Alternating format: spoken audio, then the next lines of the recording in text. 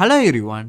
Today we have a job update from Global Payments and it is a associate software engineer role. And the job location is Hyderabad and the deadline for this role is February 8, 2025.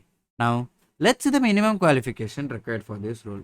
You need to have a BS in computer science, information technology, business or management information systems or related field.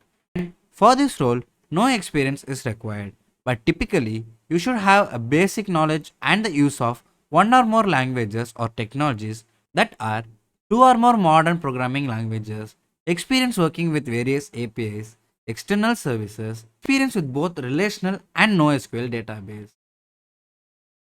And the preferred qualification for this role is you should have a professional experience in coding, designing, developing, and analyzing data.